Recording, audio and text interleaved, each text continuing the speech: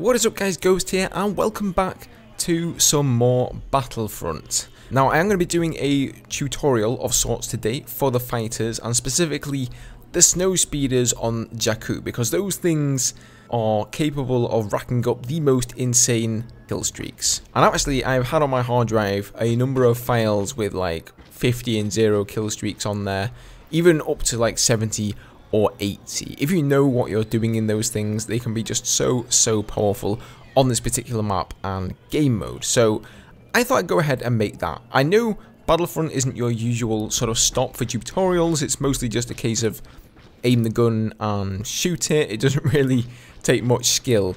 But when it comes to the fighters, there are a few things and a few little tips and tricks that I've found handy and have helped me sort of improve and do better in them, so I thought I'd go ahead and share that with you guys. So first things first, mouse sensitivity.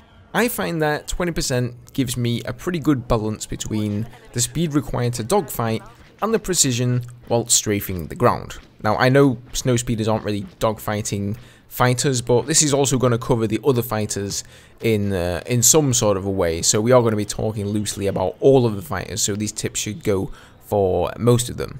So for me, coming from a Battlefield background and being used to the mechanic of speed control, which is really the underlying thing you need to learn in the jets in Battlefield, in Battlefront there isn't anything like that, so it really just becomes the battle of whoever can turn the fastest gets on the other guy's tail.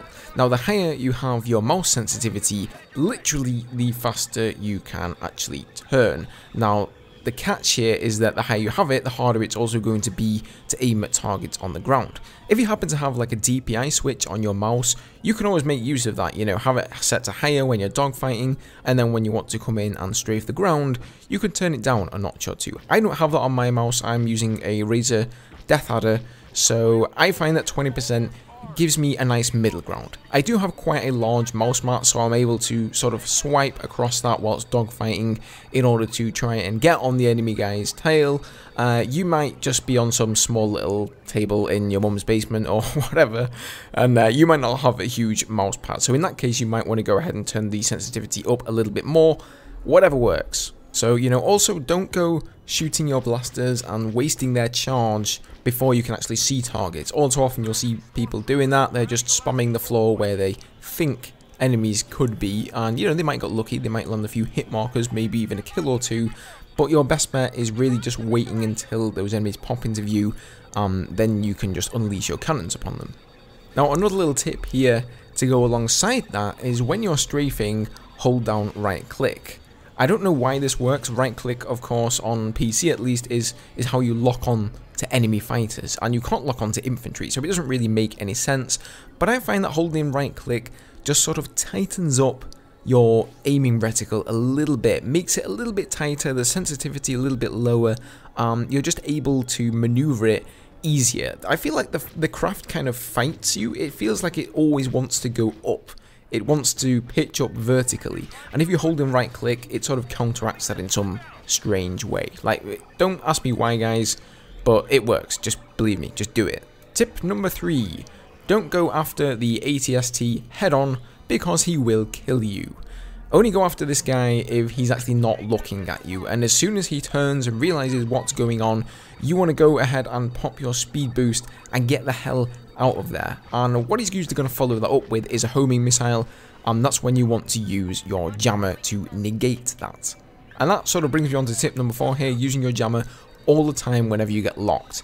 But wait until it comes off cooldown before you go in for another strafe, because there will be a lot of infantry, especially on this map and this game mode, turning mode on Jakku. There's going to be a lot of infantry with iron torpedoes locking you, as well as enemy AT-STs with their homing missiles, of course. So you want to make sure that you have ECM jammer ready for each and every strafe. Don't worry though, it comes off cooldown really fast, and indeed the cooldown of it isn't really much longer than the duration, so you can almost have it up 100% of the time.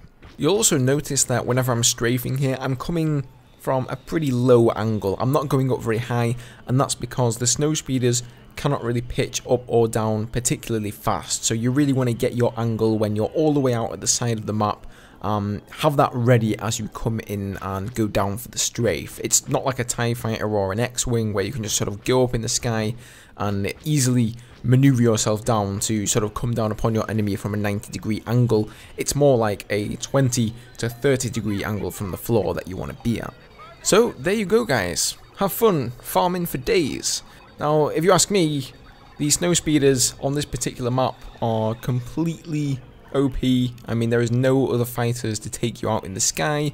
There's the AT-ST and other infantry players with lock-on weaponry and such, but you have the jammer, which comes off cooldown far too quickly. You know, this is fun, don't get me wrong, I have fun farming in this thing, but oh my god, is this OP, and really, if DICE don't pick up on this, they really need to. You should be watching my video, DICE, because you guys need to kind of nerf this thing. But until then, I hope you guys do have some fun farming your way through the galaxy. In any case, thank you very much for watching the video, guys. I do appreciate it. Maybe leave a like down below if you learned something useful, and I'll see you guys in the next one. Cheers.